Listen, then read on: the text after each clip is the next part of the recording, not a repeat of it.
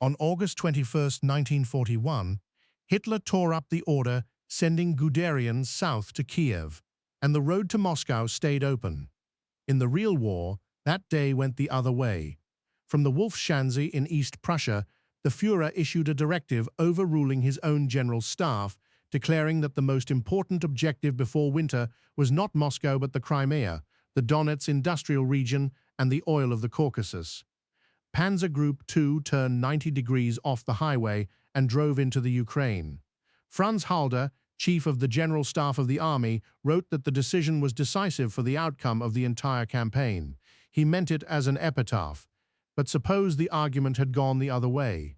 Suppose Halder's memorandum of August 18, which insisted that the destruction of Soviet strength required a blow at Moscow, the political capital, the arms center, and the junction of the whole rail network, had persuaded rather than irritated.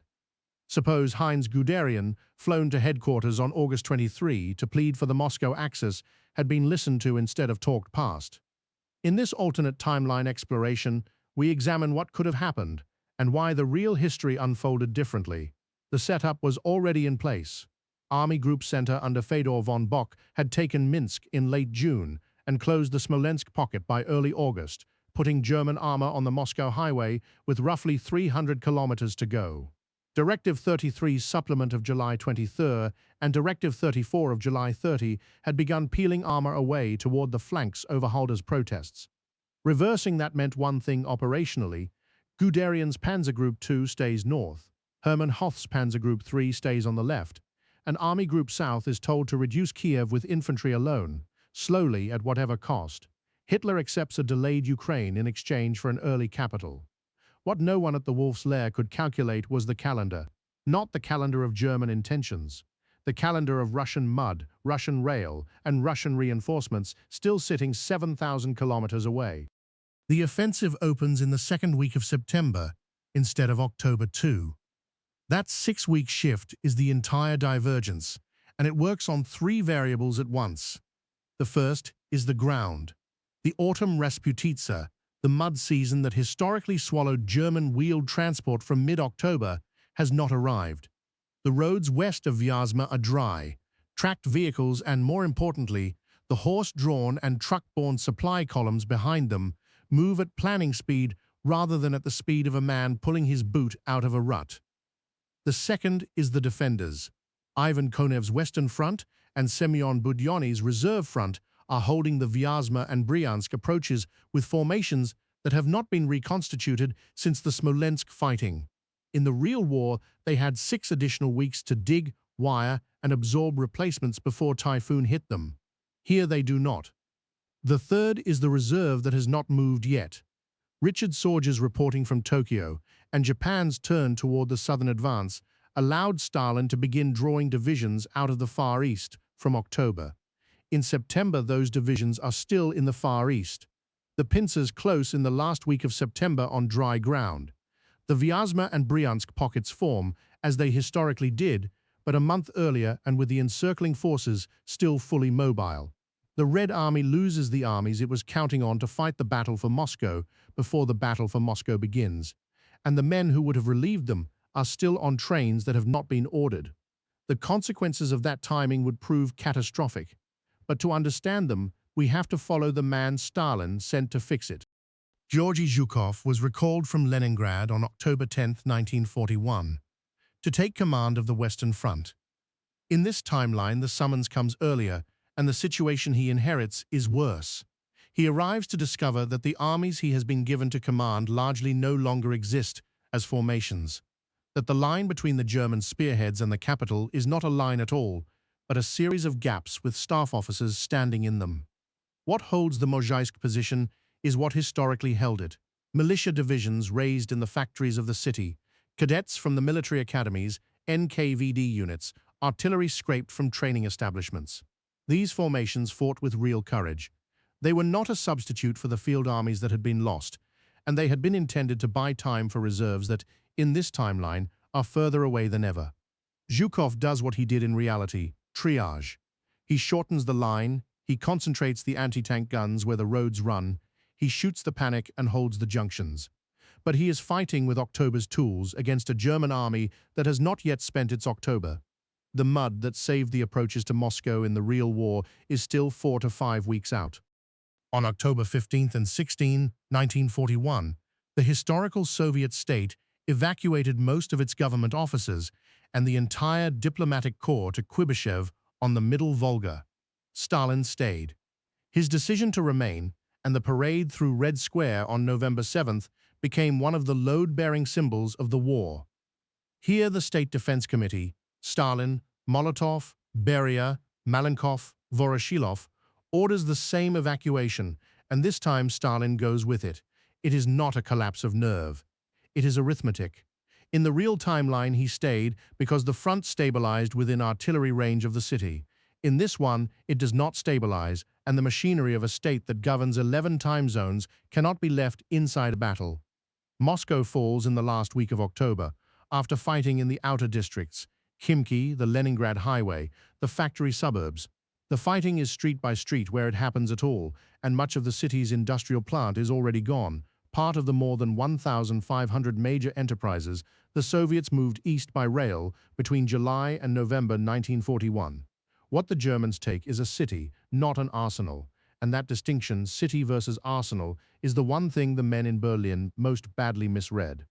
The Soviet railway system was built radially.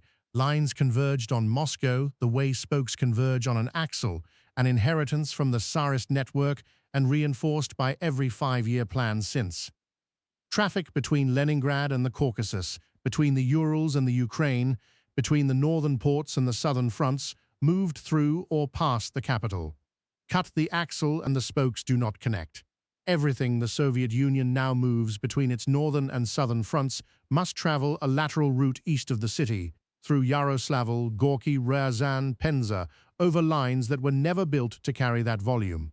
A shipment that once ran 400 kilometers now runs 800 or more on single track through junctions with insufficient sidings.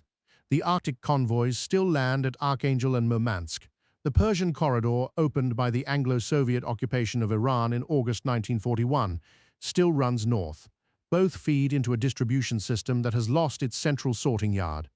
This is the real cost of losing Moscow, and it is not measured in prestige. It is measured in wagon days, in how long a tank built in Chelyabinsk takes to reach a front near Voronezh, and in how many tanks are sitting in sidings while it does. The Wehrmacht had no winter clothing program for 1941 because the campaign was supposed to be over. In the real war, that failure met an open steppe, a hard November frost, and Zhukov's December counteroffensive, and the combination nearly broke Army Group Center. Here the German army spends the winter in a city. Moscow offers what the field does not: masonry walls, stoves, workshops, rail yards, warehouses, and whatever stockpiles were not evacuated or destroyed. Vehicles can be maintained under a roof. Men can be billeted.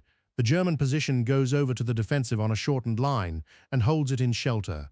There is no counter-offensive of the kind that historically saved the Soviet position, because the Siberian divisions that made it possible arrive later, arrive into a rail network without a hub, and arrive to a front that must be assembled before it can attack. The winter is still lethal. It was lethal to the defenders too, but it is not decisive. The German High Command reads this as victory. It is not victory. It is the moment the war becomes long. Here is the bill for the road to Moscow. The historical Kiev encirclement, sealed on September 26, 1941, took roughly 665,000 Soviet prisoners and destroyed most of the southwestern front. Its commander, Mikhail Kirponos, was killed trying to break out. It was the largest encirclement in the history of warfare, and it happened because Guderian went south. In this timeline, Guderian went east. Kiev is invested by infantry and reduced slowly, and Kirponos withdraws behind the Dnieper with the bulk of his front intact. The largest surviving Soviet formation in the field is not near Moscow at all. It is anchoring the southern half of the Soviet position unbroken, which means the things Hitler actually wanted in August 1941 are still in Soviet hands. The Ukrainian grain, the Donbass coal, the industrial belt of the Donets, the approaches to the Crimea, and beyond them, the Caucasian oil that the German war economy needed and never got.